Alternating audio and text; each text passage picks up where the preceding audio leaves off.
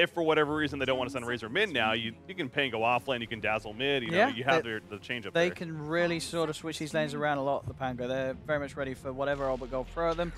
And Terrorblade is going to be the pick, so you will certainly imagine that the Razor will be mid. Breaky, what was that face for? This hero needs, why? You don't like the Terrorblade? No, who likes Terrorblade? Come on. Well, obviously not you, but why? Well, I don't like him because I'm a spectator and I enjoy watching Dota games that don't involve Terrorblade. But I mean, Terrorblade, as far as here as a pick, yeah. I mean, I suppose decent. At the same time, though, Shadow Demon's going to be able to disrupt and create illusions of Terrorblade, meta especially, and that's going to be a take. So in the anti-mage matchup, though, it is pretty strong. So I think that's why they liked it the most. Yeah, and looking at the pick, so Kuman is going to be playing the, as you say, he's going to stick to the carry position. Because he's on the anti-mage, they're going to put Naive on that mid-dazzle. Okay, so that's that what they did? Okay. So they obviously feel that that's going to have the edge against the mid-Razor, which we'll see how it plays out, because it's not a matchup that we see a lot, Razor versus Dazzle. But yeah, down the line, Terrorblade should be pretty good as the game goes on against that anti-mage. Reflection's really good against AM. Who had the better draft? Not who's going to win, just who had the better draft. Who had the better draft, if you sort of ignore the players and the teams? Yes. I mean, I would probably favor Old But Gold on that one. I feel just Terrorblade against the AM down the line, that's the one to go with. Well, speaking of loot bet, I was telling you, if you put $1 on Old But Gold, you end up winning $2.81. You put $1 on the Pango, you win $1.40. Do those lines seem right? I know we talked about this a little bit earlier, but give me a pick. Real quick. I mean, I'd go with Old But Gold. Old But Gold. I'll trust in Illidan's Terrorblade for one game. If he messes it up and he throws the game, I'll not trust him for the rest of the tournament. But I'll trust him for this game. He's going to carry on Terrorblade. Who you got? I'm going to go the Pango. Give me the Pango because I want to make sure I can 3-0 Pixel. So let's get these games started. Come on now. Oh, he doesn't have a bow today. Thank God. No, he does have arrows though. They're deadly as well. Odie's so wrong. It's unbelievable. I mean, he's always wrong. You know what he said actually before we got here? He obviously saw the artifact tournament, and he was like, "Oh, I'm gonna try to get all my predictions wrong so that I can get a pie in the face." That is literally what he said. So that's been my strategy as well at previous events. Yeah. Intentionally get things wrong. Intentionally hoping that there will be bets that actually are fun. I mean, I don't know. Pie in the face is still not really my favorite activity. But perhaps, and in Owen's case, it might actually be a bucket full of baked beans on his head in a bathtub. That's not even a punishment, though. No, that's why he's getting it wrong all the time. Oh, I got you. He's like, baked beans, a bath of them, you know, luxury. That's what all the famous people get. You know, you get a bath of almond milk or a bath with anything really, but he just wants his baked beans. But you were agreeing with Breaky here too that the Pango had the favorable draft here, even though you don't like Pango, as in the hero. I love it in this kind of game, like especially against a Terrorblade. Like, you just clear his illusions the entire game, especially when you go the Maelstrom build, and you have a Shadow Demon Jakiro. Like, you have a Shadow Demon against the Terrorblade. This is the hero you want to be playing SD support against. Not to mention, I don't like it. I feel like the new AM as well is a lot better matchup against the Terrorblade because you can, well, you don't really prevent the Sunder, but it's just a different style of play nowadays, and I'm not buying the other TD. How about this kind of play? It's been a while since we've seen Clockwork as support on the lane, and now with the no cast time, that's what you can do every single time. There's no escape for that Shadow Demon. I'm surprised this hero hasn't been picked yet because I think it's very good now. The big issue with playing Clock in previous games was, you know, you wouldn't be able, or previous patches, you'd have the move speed advantage, but you would need to pause to get your Q off, and you'd always miss at least one, often 2 or 3 ticks of damage. And you need to hit someone with that full 10-second duration to really be able to land kills reliably. So I love the hero, but don't know if it will win this game for Old But Gold. Right, just to round up the drafts of both teams, it's been we haven't seen a Dazzle core being successful for a while as well. Obviously, a month ago it was great, but ever since the patch, I don't think it's had a lot of luck. It's been nerfed a few times, and I think that people have recognized like what the meta is, and where Dazzle was originally, like, you were just playing with so much tempo that people just got run over, whereas now there's more of an understanding that, hey, you know, the average game length has gone from, what, 43 minutes to 34 or something like that? Yeah. You know, you're not surprised anymore. LOG, you're on the wrong side of your Tier 1 tower. All right. He did get 84 damage with that, and he has a self, so he's fine. Yep. And the lane's now pushed into tower because he was tanking creeps, which means Dazzle's trying to last hit with negative last hit ability. So under the tower, even. You're okay with that. Yeah. Worth it indeed. Because that mid lane, that should come out on top for the Razor. I'd argue that Dazzle can trade at the very least because you can just shove the lane. There isn't really much Razor can do to stop you from heal bombing. And Razor traditionally is beaten by heroes like Venomance or like Dazzle that are just not diveable and also have ranged heroes. He's much better suited for the DKs of the world. Yeah. So for you, if you're thinking, well, Pavaga, sorry, the Pango have the better draft here, wrong team. Vanscore is taking a lot of those stacks, actually. He has to be careful. That can really hurt if Zayach gets 4 ones. Yeah, that could be deadly. One more for number 5. Ooh, that was a little bit of a miss angle, but he missed again. He missed again, twice in a row. He can't do that, and that is no kill for Zayach. I blame Ghostic there for that one, though. That was the second Cogs he tanked to the face. Yeah, you're getting manned up on by a clock, but just hit him. Like, he had 3 stacks of Shadow Demon Poison. Just hit him in the face. Why are you running away? Yeah. And then turning around. Just poor awareness there. This shouldn't have certainly been a kill. And instead, Zayach uses his whole mana pool, and he's going to be forced to walk all the way back to base. Yep, underestimating his teammate. And you can see, I like what Vanscore's doing. He's preventing him from denying himself to the tier 2. Oh, yeah, and he's trying again as well. He's walking back. So you really are forced to walk all the way back. Or is he, actually? He's still getting chased. Dota 2. Sick Charge is helping him out a little bit, but we'll probably see the result of that fairly soon. Vanscore, he actually is taking a lot of stacks again, and he has to be careful here.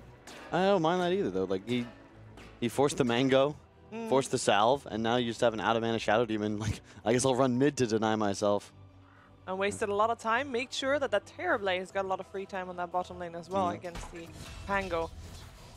Oh, and it still counted as Vanscore killing him. It's just such a limited amount of gold. It's like 3 creeps, 1 camp. As a support, you're happy with that, though. True. It's better than having to share it with the rest of your team. You know, looking at the draft, I feel like I still favor the Pango, but I don't think it's quite as bad as I assumed. Just because the Clock Brew have like a free game in the sense that they provide way more team fight than pretty much everything else. Just in comparison to Pango, you have no real initiation. You're going to be playing a split push game with the Anti-Mage, but who's actually going to be able to make plays around the map? The Dazzle? Like, there's no setup for the Pangolier. You could theoretically land a Disrupt, but this is going to be a hard support. Shadow Demon is your only real setup stun. Yeah. Yeah, we also have the Shadow Shaman with the wards. They can push really fast on the side of All But Gold. I think that is going to be one of the stronger things about the lineup of All But Gold, because the Pango, their push comes when Anti-Mage is fat, right? Yep. And Clock's really nice to capitalize on a vision of energy. Jakiro died at the tier 2 top, you know, some suicidal pacts being signed by the Pangolier side on Dire. But I like when you have a bunch of, I don't know how to, stuff, friends, right? You're going to go high ground, you're going to shoot out a rocket for some vision, you're going to drop wards, you can brew split to zone, and then you have Clock and TB just freely able, you have illusions, you have all this stuff. And it just becomes incredibly difficult for this Dire lineup to do anything about it. Well, they're going to try to do something about it in the early game. At least securing that rune on the bottom lane as Vanscore cogs them both in. He just wants to get that rune before he dies. But with the jump forward from Ghostic, it's not going to happen. That leaves a lot of runes for... Still All But Gold, actually, because they got both of the top ones. I like what G's done here. It's something I don't see Razors do very often for some reason. Going into the jungle? Yeah, you max your E, that's all. Because it gives you choices. And he didn't max his E. So now I just look dumb. But if he had maxed his E, you know how much more effective he'd be farming this camp, Sheaves? I actually think it might be this scenario you could even... 1 point link, perhaps, but I don't like the second when you're up against a hero like Dazzle and laning phase. Nor the 3 points queue, but you know that's just a disagreement with the proper way to build Razor. And I side with the TI champion types. Wow. We'll see how G plays that Razor out. I think that G, he used to be a lot better. He's a little rusty. As also Illidan is apparently taken care of there on the bottom lane. They buff Quap again. Yeah. All of a sudden, VP is going to be calling him up. Wait and see. It's just been 3-4 years where that hero has been unplayable. Yeah. I remember That's being a shame, bodied by him. actually, because it is a very fun hero to watch.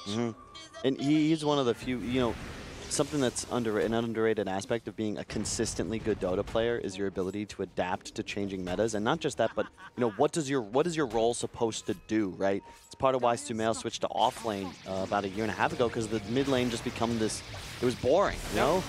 Naive, having a gank from Vanskor there. Yep.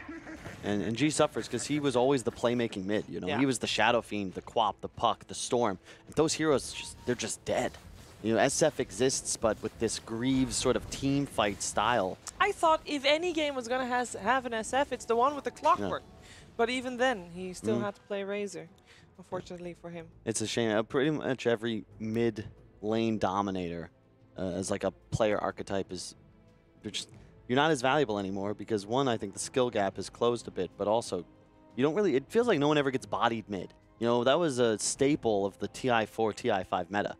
You know, that's why I feel like EG, you know, they won TI5. You all remember you just Sumail versus Shiki in that final, like winning matchups perhaps he shouldn't have. And I feel like you don't see anyone get crushed anymore. Well, they can't really rely as much on supports rotating. Perhaps that is the problem. And with the shift that we are seeing more and more, that we're going to have trial lanes back again, which in this game, you know, not the issue, not the case, of course. But eventually, that might be coming back. I wouldn't be surprised to see that happening. I was curious what you would think about the Jakiro being picked into Clockwork, by the way. I know they're not in the same lane, but historically, Clockwork is quite the big counter to the Jakiro with that cast point time goes to. Can he actually jump out of this? He can. Yeah, I would agree. I think that there were better options, and I feel Clock is one of those heroes that's only powerful if you have multiple heroes you can target and kill. It is a support, so I would agree. Jakiro's just going to feed. Right? You get caught by Clock, you're not going to be able to buy a Force Staff for quite some time. So his positioning is going to be very important. But again, it's just one of those games where it's easier for Clock to play because you have so many heroes that can go in with you. There'll be a Brew Split popped already. You'll have a Razor just diving forwards. Oh, Vanskor again. Are these deaths worth it for him? Like, is he buying enough time or space for Illidan to do things? Because he's been dying like that quite a few times. I mean, that one was worth about a gumball. So what's a gumball? A gumball's 25 cents. Oh. So it's not much space. It's not worth much. Shackle doesn't matter for Kuman. Do they not have those in the Netherlands? Well, like we gumball have machines? gumballs, but You have a gumball machine? Yeah, we do. And like the old-fashioned. I mean, where you turn. Yeah, you put a coin in, you turn the thing, and then one comes rolling out. Yeah, but some are really fancy. If you're unlucky, it will be on the other side of the room or the street because it will just roll out with that speed. You can't catch it in time. Yeah, I remember. Does that happen? Does that sounds like a bit of past trauma? That happened a lot. Well, let's just say I didn't go for a lot of gumballs after that. I was like, well, this sucks. Playing with the stand-in, actually. I know the Pango unfortunately has to deal with that recently more than other teams anyway. If you're a stand-in and you're having to play anti-base, that's probably one of the easier ways. Ooh, Slayer getting shackled up. Can't really get the follow-up there of the disruption as the split is there as well from BCZ. Now again holding the support in place. 2 quick kills, 2 easy kills with the first rotation of the Terror lane. Yeah, I'd agree with your point. If you play with a stand and you want to simplify the game and try and keep your core as connected as possible, and to your point, like, hey, it's easy. It's like, hey, you got TP? All right, cool. Like, be ready, or you know, otherwise just keep farming wherever. Try not to feed. Last hitting doesn't need a lot of micromanagement. No, it really doesn't. Do they? Why is Sailor like cut or is he just unable to play? I think he's unable to play. Right. It's the second time they've used the stand. Oh no, well it was Zayak at the major. At the major, which was most unfortunate because I think he's he's one of their star players for sure. Vanskor again getting caught out. This time, Kuman is there to secure the kill, which is actually really good for the Pango. Why does he keep dying? What's happening? Well, he's been doing that for quite some time. This time, he also was still there for picking up the 10-minute rune. And I don't know why he thought it was safe. Maybe he didn't. But there were 4 people trying to kill him, so Yeah. Hey, I mean, his team went up in net worth as that went down, so. Yeah, they took the top tier 1 tower. Yeah, that's at least like an M&M's worth of space. Like a bag of M&M's. Peanut ones, too, the extra large size. It's all about the food here. Vanscore once again in the cogs. Ghost Stick. If he's not catching him on the bottom lane, he'll try to catch him on the mid lane. He's still rolling forward. Jumps with the shield crash. G.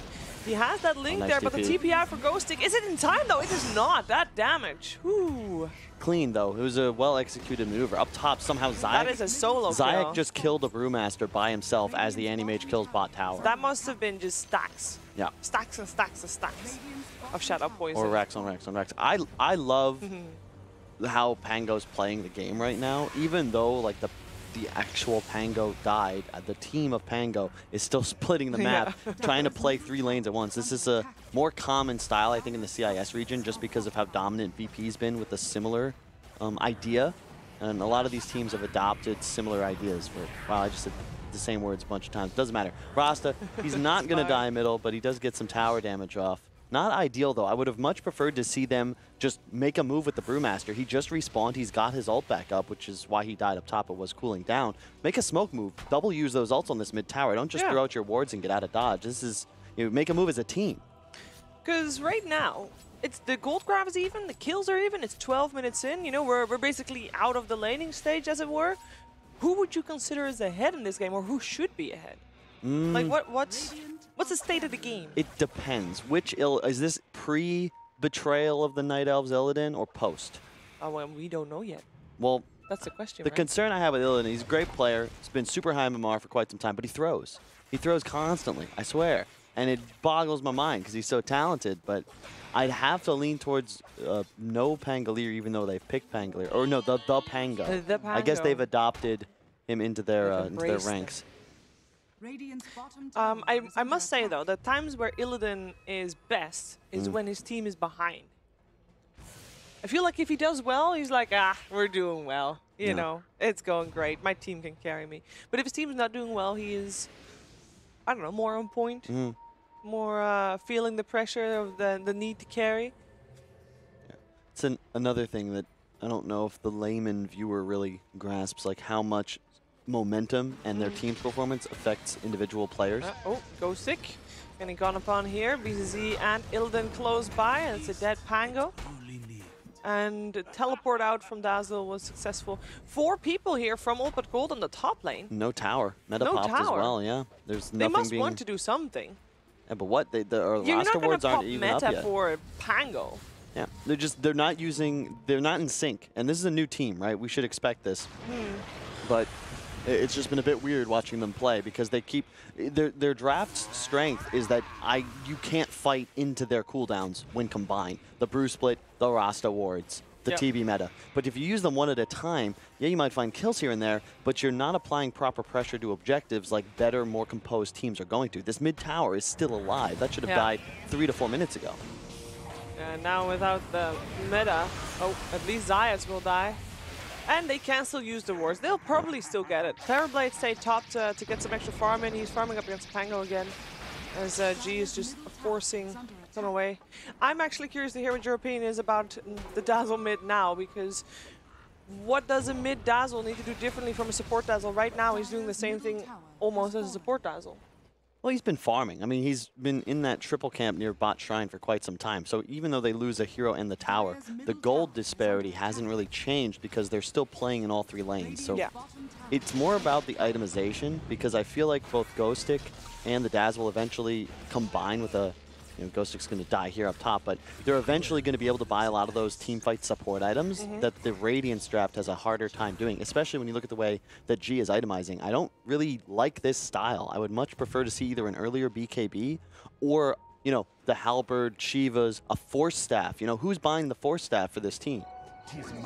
And I'm just not a fan of Sanj and Yasha in a game where BKB is super effective. You're just going to get purged anyway, right? What's that move speed really going to do for you? Is there any pressure on either team, or will both kind of think they've got the late game in the bag? Because you got Terrorblade versus Antimage, both are pretty good late game, but maybe Antimage slight edge? TB I think definitely has the advantage. It's just that the Shadow Demon, especially since it's a 4 Shadow Demon, And you can see right there, this is going to continue throughout most of this game to G, unfortunately for him. And Jakiro will get picked off bottom. Just creating some space, or at least warding a little bit there. It feels like the Pango does have a whole lineup all made to keep Kuman alive here as Illidan. He might be in trouble. He already has used his Sunder. What? He has to. He's dead. There's no way. Kuman just takes quite a bit of damage, but it's fine. Remember what I brought up about 5 minutes ago? The dark side of Illidan? That's it right there. That was it. You think he's on your side, and then before you know it, he's betrayed the Alliance once again. Was there a way you could think? Maybe he thought it was safe because the Jakiro just got picked off bottom, so perhaps he thought everybody was on the bottom lane, but they have wards too, so... Why pop meta, though? I don't know. I get it. It's a panic button. If you want to pop meta and start fighting and save Sunder, sure. But if you're going to Sunder, like, the moment a TB uses Sunder, it's like a blinking, flashing light goes off in our studio, like, hey, you can kill this guy now. Another Purge on G. And the Pango trying to secure the tier 1 here too, but Vansker coming in. Is the battery sold perhaps? No, just the cogs. Nice shackle, very long, but it's enough to kill off Jakiro. This is just supports killed off though. Double kill for G for that. Nice amount of gold. The tower did drop in favor of the Pango, not getting denied. Naive with the nighttime trying to juke it out. The vision, no, he's still gonna get scouted out, but the Brewmaster is getting back to his normal self. With the Cyclone up in the air, he'll be safe for when the team can come in to help kill him off the Hex, the Shackle, and the Death.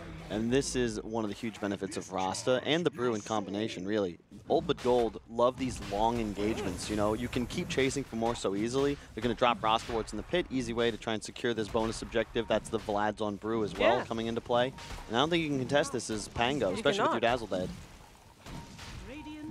No, well, actually, the scan scouts them out because we got some teleports coming. Well, one, the other one got cancelled. Illidan TP Slayer bottom. Still, I mean, Slayer can just Ice Path and Necropire. Yeah. BZZ? BZZ has to be careful. He might be forced to use that Roche down around. I think he's dead. No, he's fine. He's standing in. He's just waiting for the fire to disappear. In the meantime, Ghostic, he actually couldn't make it to the back. He couldn't get up to the high ground. He will now make it, but he lost all his damage. He can't get the Rolling Thunder because the battery assault is there from Vansport. And that is 1 for 1 so far, but it looks like Old but Gold might not be done just yet. With that Aegis as well, they could try to rotate it into something. No, they're just going to use it to farm, but that was still a good fight for them. That's something that's happened to me many times in my career, where you pick this battle around this key objective. You don't want to let the other team get something for free, but it's just your 3, 4, 5 around the pit. You get all your spells, you land them, but then you're like, wait, there's no more damage because my Anti-Mage is farming bottom and my Dazzle's still respawning. He has a Midas, by the way. Join. This is actually super sick in theory because the Midas was just buffed, and you have the now cooldown reduction of the ultimate. Like that's wild, actually. This Dazzle's going to be huge at a certain point. The value.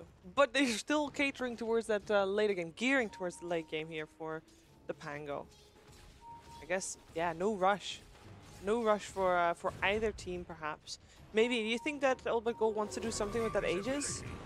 Or are they just going to use it to... Wait a second, hold that thought. Illidan, he has got a lot of backup there, and that is a Rolling Thunder out of here. In the meantime, though, Clockwork did get a cogs up on both Kuman and Slayer. Will die for that, but at least it's a trade. Kuman, he'll get out. Naive, teleporting out of sight, will make it out as well. 2 for 1 trade eventually. A lot of backup here for Illidan to turn that fight around. And a tier 1 tower to boot. Last one standing on the side of the Pango. And to your point about the game going so late, I really wish the Brewmaster had gone for a Midas. This is one of the games where I think that it's warranted. The Vlad's first, sure. Maybe you still go back from one, but if he has a Midas, you know, at 15 minutes instead of a blink, you're much more confident going into like this 40, 50-minute mark, and it means that he'll then have the income to perhaps pick up that key team item that the Razor would have to buy otherwise, like an AC as an example. And Kuman somehow goes down to, I guess, a hook into Rasta's CC. That must have been. How does that happen? Maybe a smoke, but he also, if we look at the mini-map, the amount of vision on the side of the Pango, they got 1 ward in the Radiant jungle, but other than that... Ghostic. This is, he's fine. His team is there to die for him. Help him out. Naive actually looking for a kill on G does take away that Aegis. Forces himself up to the high ground because that is a fight that is scary to take.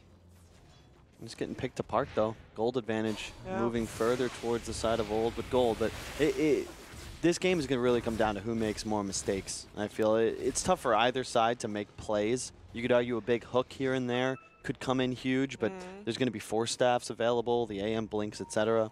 I think the Rasta is actually the big game changer. He's so farmed at the moment. And you represent so much control against the AM and the Pango of the Pango. Yeah. If the AM gets picked off a couple more times like that, you're going to see Old But Gold just pulling ahead as well, though. Surprised, I get the Javelin rush, but I'm surprised he didn't go for the Maelstrom to finish, instead going for a rush Lotus Orb. But what does that actually even do? You don't remove the Shackle, you don't remove the Hex. Like, I guess for the anti-Sunder capabilities, but does that? No, that doesn't even work, because it reflects the Sunder back and it still gets casted. Right? Yeah. Yeah. What's it for? To like preemptively stop Razor from getting a Link off? It just seems like a worthless item in this sort of game. Getting rid of Link? Doesn't that work? Can't you get rid of Link? No. No, you can't purge it. None of these effects are purgeable. You can counteract them, I suppose, but... Oh, the hook shot. Ghost Stick was already in the Rolling Thunder.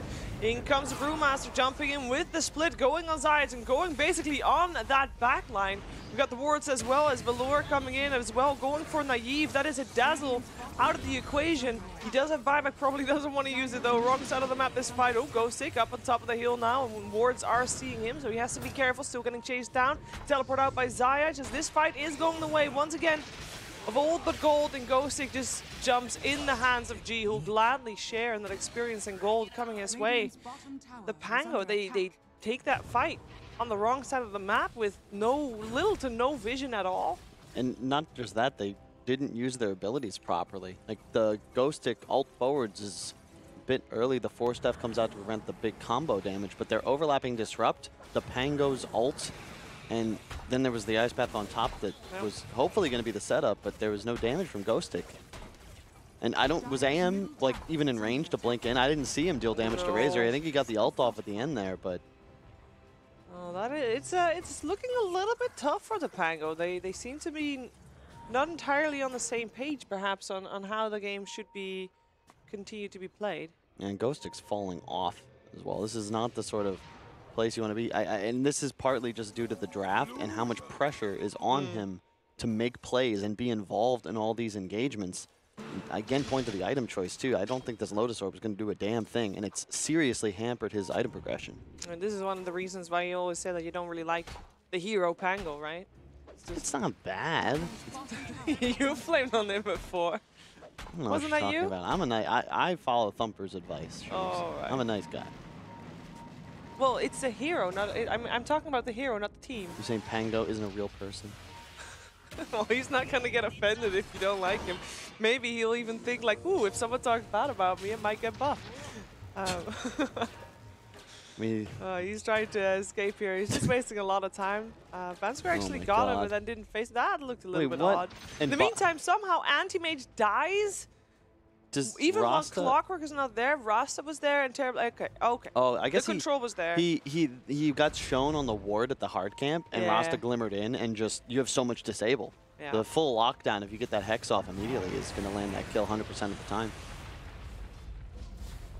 Are you forced to go into Lincolns if you're anti-mage this game? I mean, because even DKP will still get you locked out. Yeah, like it definitely isn't supposed to be a Scotty, that's for sure. Zayaj getting hexed up, Shackle up on Ghostic, trying to see if Villain can take both off. They're fighting into meta split and wards with 3 heroes. Well, that is a couple more kills on the side of Old But Gold. Make that 4 death on the side of the Pango and the tier 2 tower. And again, this lineup of Old But Gold, they are very strong in terms of push potential. I learned my lesson. ODPixel. He's on the couch for a reason, all right? Somebody needs to let this man on more panels. Prediction. God. Hookshot. Okay. Just keeping Slayer away. Ghostic is trying what he can, but he already has to get away from that because he's getting linked. G is gladly taking all his damage here, and he will indeed get the kills, double kill for him. Now Anti-Mage and Jakiro, last ones alive, or only ones alive together with now also with the respawn of the Shadow Demon. The dieback of Naive was there, but at this point you really don't want to get in between Illidan and these racks because you'll just die. And so it's 30-11. At least a third of these kills Old But Gold have picked up were just handed to them in disadvantageous engagements where they have the team fight advantage. They, metas popped and you're just walking into them. I just don't understand. AM, of course, being picked off I think 2 or 3 times by the Rasta doesn't help, but that's down to vision, right? It the is. feel of the game, maybe. Just a strange game to watch. Sheeves, very strange. I don't feel like I've felt the Dazzle's presence, to your point. It's not picked up for a reason. He is going to switch up to the Lincolns. I'm glad to see that. Yeah. He had queued up Scotty for a long time. It is not the item here. So Jakiro bought back, and Pango bought back, and Dazzle bought back. At least he has the Midas, though. So he's got the investment the to spend Radiant frivolously. Scan actually scouts out Sealman Slayer coming to the jungle. And it looks like the rest of all the gold there for, well, just staying out of their jungle. That's all good. It's a little bit of a frustrating game for me because it feels like everybody is just on a different point in the game, if that makes sense. Not on the same page as obviously the normal way of saying that, but it's just... they're not in the same genre. It's a bit of a pub. They're playing it like a pub. It's the downside of picking this sort of draft with the stand-in, though, to be fair. Sure. You're going to look discombobulated. You don't have a draft that's really capable of taking team fights into the Radiant lineup, so it's just kind of natural if you fall behind to look a bit lost. Oh, he wanted to split for that one. Such an early ice bath. Yeah, they are going to try to combine him down. And with Ghosting moving back and forth, they can, but the rest of Old But Gold coming in from the side in the back, they go for the Anti-Mage, who does get graved and blinks away. He's going to be out of this fight. Let's see if Old But Gold can still catch some other kills. We still have Naive trying to teleport out, but he won't be able to make it. That's a dieback for him, by the way. In the meantime, Ghosting still trying. He does get a kill on that Shadow Demon, and Vanscore as well taking a beating. Now in comes Illidan, finally joining the fray, and Anti-Mage in the end, the only one making it out alive. Yeah. Looks like is that bad for the Pango? Mid-Rax died. Rasta dropped wards as that went down, and the Terrorblade Illusions finished off the racks as he TP'd in to have that last assistance. Well played by BZZ, honestly, to just force him to target him. Yeah, he dies, but who cares? Your team is raxing. Now you're one more engagement away from winning the game. Roche will spawn soon. In fact, it's up already, so Old But Gold can just clean that up. And great performance from G, 14-0-4. This is the G that we used to see, that those vintage VP days where he was one of the premier mid players in the world. He hasn't even really, he never quit, right? But he just hasn't been a part of the scene for what feels like years. I mean, it has been years. It has been years. Well, we've seen him. It's just he's been not really in stable teams. Yeah. He's just been jumping all over the place and seeing where it takes him, because I don't think he has any interest in being a captain, and then it's just waiting for offers, maybe. I think there's a distinct, mids as well. there's a lack of captains in the EU CIS region, but specifically CIS. You look around at the top teams, and they all are built around this pillar of stability, right? The Puppies, the Kuros. Ghostic is going to be the first one gone upon. He is Hex. He does manage to make it to the high ground, gets the grave there as well. G is chasing him down, though, forcing him to pop his ult and roll away. Mana Void coming out. Shadow Shaman still alive, though, with that Ghost Scepter. In the meantime, Vanscore looking for a target. G's getting the kill on Naive there, and this fight is actually so messy. Slayer will get picked off as Old But Gold seems to have gained their composure back and just kills everybody off one by one. All the spells where the Pango used, and they can just go. There's so little disables on the Pango. Yeah. They can only target one thing. As we saw earlier in the bottom lane, BCZ got controlled, he got disrupted, he got Ice Path, and the Rolling Thunder was used on him as well, so he couldn't split. It might look, that's it. That's all they have. Might look like Ghostic's underperforming, but he's given an impossible task. He's the frontliner as a Pangolier. That's not, you can't play that way. You've got 3 supports, technically, because your Dazzle's in the mid lane. You have 3 heroes that kind of want to allow a fight to develop in front of them. And that's just not possible because you have an AM who's more of, he's a poke, blink in, burst carry. He's not someone that's just going to walk forwards like a Gyro or a Medusa would, and that's what this lineup needs. They want that centerpiece frontliner that sort of dictates where the team will position. You don't have that, so they're kind of just flim-flamming in and out. Someone gets hooked, someone gets stunned, and all of a sudden the whole team's dead. It's like all over the place. I must say that a lot of that is due to the Shadow Shaman just being super on point with its disables. True. And I wouldn't be opposed to being more Lincolns being built, but do they have the luxury to do that? I don't think so. Are there any items that can save them here in this situation? Because they are almost 20k gold behind, double the amount of kills behind. And, you know, at the start of the game, we said, you know, the Pango might be slightly favored in this matchup because, you know, they're all going to save the anti-mage from doing things. But right now, nobody can save the anti-mage because they can't even save themselves. They're just dying. This is where you shoot over a phone call to somebody's little brother on Radiant and ask him to unplug the router. And even that might not be effective, to be honest, Chiefs. Might need to hit him with the double whammy. I need to have, just, I don't know, miracles. Miracles need to happen for the Pango to make it back into this game, but... Miracle's not helping complexity too much, though. It's true. But maybe they cannot be helped. Maybe it's karma. It's harsh. I don't know what you're talking about, Chiefs. Do you not believe in karma? Do you believe in karma? I do believe in karma. I want to believe in karma, I suppose. Oh, that doesn't mean anything. Well, I don't know. I think the I don't know. Hard to say. Do you believe in karma when it comes to complexity? That's such a loaded question. Yeah. I can't answer that. I guess that means the answer is yes. It's okay. It's okay to talk about your feelings. No, it's not. Anything Yes, it I've is. learned from American high school is that you should never talk about your feelings I think that's because a bad stigma. it is. But, you know, at the end of the day, you tell people your secrets and they write it all over the wall in marker. And Oh, you I'm get, not saying to tell your secrets, but that's talking about your feelings. A lot of your feelings could be secretive. No, not all of your feelings are secretive, and normally feelings and secrets are two different things entirely. What if they're secret feelings? Well, that's a different story, but That's what I'm talking about. what are though. your non-secret feelings then?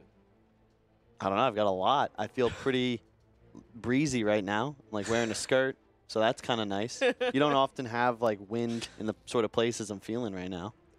All right. I feel powerful because I'm holding a sharp object that I could theoretically shoot at our panel over there. They're texting, so they're I found the distracted. bow, by the way. Yeah, it's right under my It's chair. under your Yeah. chair, but you can't pick it up because you're wearing a skirt, and it would Exactly. be unflattering to duck with like that with a skirt on.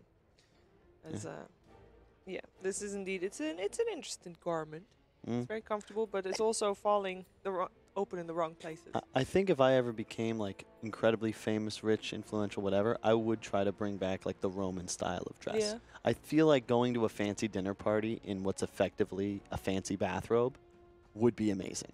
Like imagine if you could just go clubbing in a bathrobe and it was cool and people thought that it was stylish. I remember there was a fashion brand that had that brought out a suit, and a suit was basically a pajama, but it was a pajama suit, so you could go to work in your pajama suit and it looked real fancy. It was a lady suit as well, so I could have had that. Could have gone and just work in my pajamas, which I mean I'm doing here anyway. Let's be real. Technically, yeah. Yeah. In fact, it's better than my pajamas. I've given. You know, the problem is that people, not to name names, all right, but all my pajamas end up getting stolen. I lend them to friends of mine, and they're like, "Oh, cool, thanks," and then they disappear forever. Okay, why would you lend pajamas to people? Like, do you... When? When... This is... Are you sure you're talking about pajamas? Yeah, sometimes you have a sleepover with a friend, and they're like, "Hey, can I borrow some pajamas?" Are you sure you don't mean hoodie? Because normally it's hoodies that get taken by these individuals. That's funny. So Josh, you know, bless his soul, he's not in esports any longer, but he counted up Hold the that point. thought. We do have an engagement on that top lane. The disruption is there to create some of the Terrorblades for Zayach himself, but BCC already jumps forward with the hookshot there as well. Ghostic, can he make things happen? He's taking so much damage. It is actually gonna be Slayer that drops first, but the rest of the Pango have got no choice but to run and hide in their front. And look at the HP on the side of all but gold. Nobody's dying. It was even tickled. This game's pretty Pretty in the bag, Sheeves. Pretty in the bag. Don't worry, Koolman's here. He's going to try to save the day. Look at him. Just watch him. He's blinking forward. He's going in. Oh, he killed Vanscore again. Clock. That's key. Yeah. He's got that one. Buyback coming out as well from the Disruptor. Zayach knows he needs to be there to create more Terrorblades for his team to help out. But in the meantime, there's Mega Creeps, which will be very tough to deal with if they can even get rid of, oh, hello, Cheese, get rid of the Old But Gold teammates all inside their base. And I don't think they can. I don't think they can, unless he gets a super lucky bash and somehow Illidan walks away from his keyboard, and so does G. Then maybe there's a chance for them to defend. But it will be a very, very tough ask, as even the fountain is not a safe place anymore, and the GG gets cold. Old But Gold, take this, and yeah, we have learned our lesson. Never doubt ODPixel. That's what I would take from this game. Not sure what else you really can grab from it. Terrorblade last pick, still pretty good. Yep, yep.